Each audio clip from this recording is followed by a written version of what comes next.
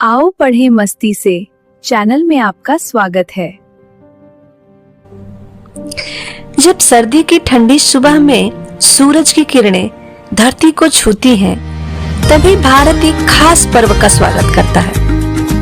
एक ऐसा पर्व जो पूरे देश में मनाया जाता है, लेकिन हर जगह अलग अलग नाम और रूप में। कहीं तिलगुड़ की मिठास है तो कहीं पोंगल की खुशबू और कहीं पतंगों से भरा आसमान। आप लोग धीरे धीरे समझ रहे हैं, मैं बात कर रही हूँ मकर संक्रांति की, यानी उत्तरायण की। आज हम जानेंगे कि भारत के अलग अलग क्षेत्रों में मकर संक्रांति कैसे और क्यों मनाई जाती है।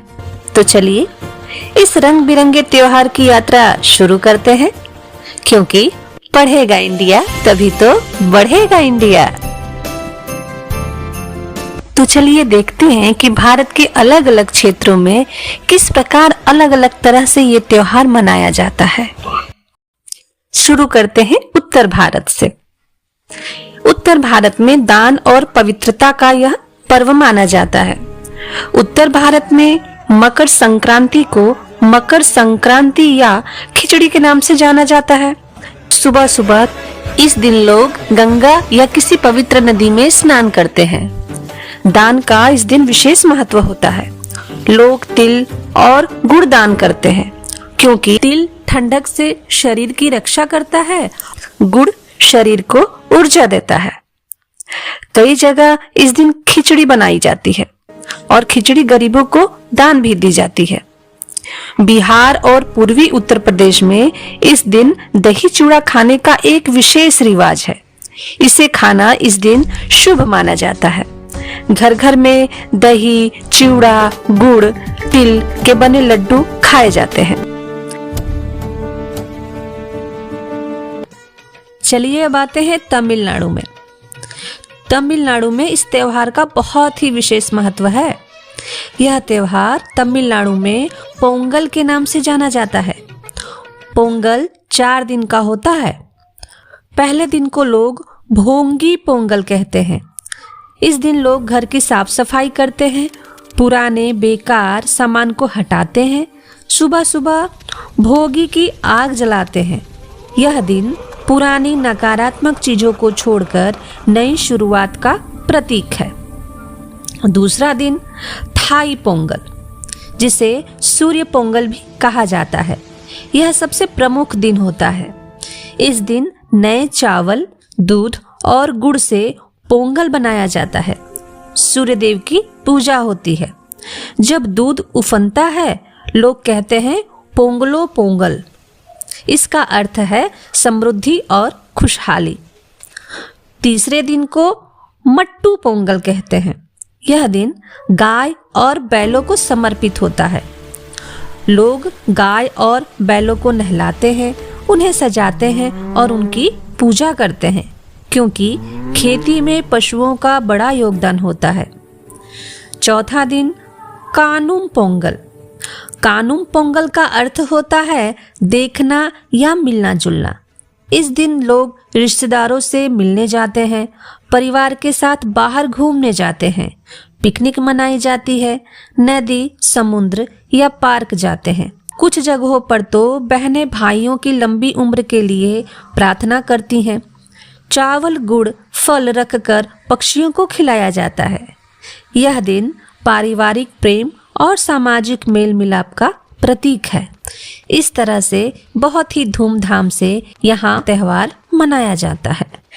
तो चलिए अब आगे बढ़ते हैं गुजरात की तरफ। गुजरात में मकर संक्रांति को उत्तरायण कहा जाता है।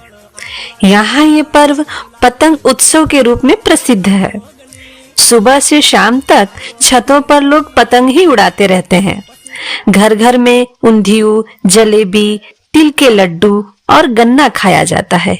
ऊंधियू मतलब एक तरह की मिक्स वेज होती है। अलग अलग सब्जियों को मिलाकर एक बहुत ही स्वादिष्ट और स्पाइसी सब्जी बनाई जाती है, जिसी का नाम ऊंधियू है। जलेबी तो आप लोग जानते ही हैं। तिल के लड्डू, जैसे पूरे भारत में हर जगह तिल का लड्डू खाया जाता है, वैसे यहाँ भी गुजरात में भी खाया जाता है।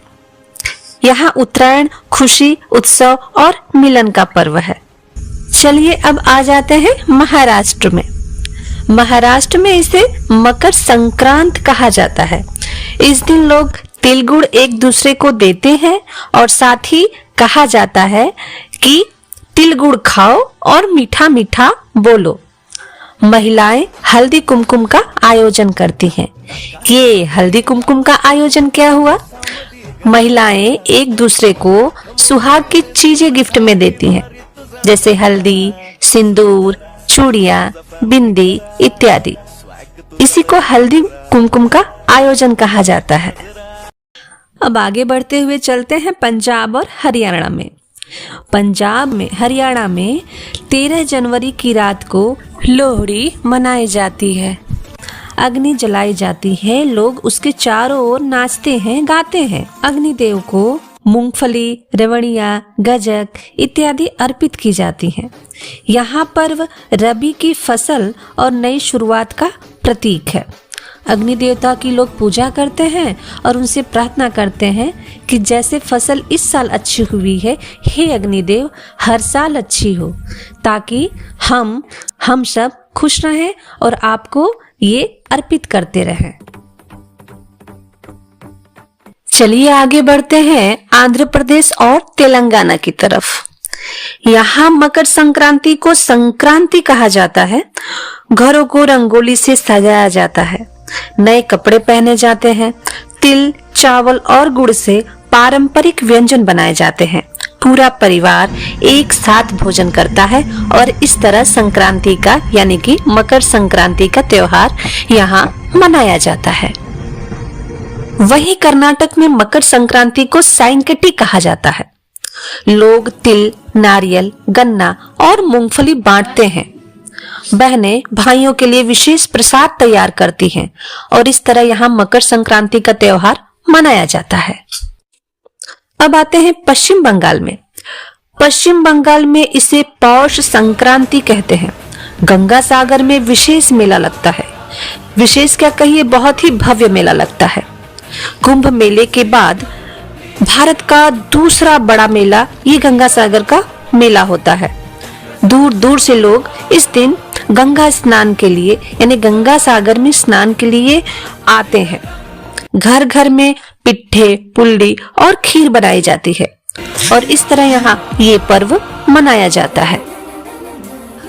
वहीं असम में मकर संक्रांति माघ बिहू या भोगाली बिहू कहलाती है। लोग सामूहिक भोज करते हैं। मेजी नाम की अग्नि जलाई जाती है और इसी अग्नि के चारों तरफ वहां लोग नाचते हैं, गाते हैं और इस त्योहार को मनाते हैं। केरल में मकर संक्रांति को मकर विलक्कू कहा जाता है। सबरीमाला में अयप्पा स्वामी की विशेष पूजा होती है और इस तरह से यहाँ के लोग मकर संक्रांति का त्योहार मनाते हैं। इस तरह भारत में मकर संक्रांति सिर्फ एक त्योहार नहीं है, यह हमारी संस्कृति की विविधता का उत्सव है। कहीं तिल गुड़ की मिठास है तो कहीं पोंगल की खुशबू, कहीं पतंगों से भरा आसमान है तो कहीं पूजा और प्रार्थना। नाम अलग है पर भावनाएं एक ही हैं। सूर्य का स्वागत, फसल का धन्यवाद और जीवन में नई शुरुआत। यही मकर संक्रांति का असली संदेश है। वीडियो अच्छी लगी हो तो लाइक, शेयर और सब्सक्राइब कीजिए और मेरी तरफ से आप सबको हैप्पी मकर संक्रांति।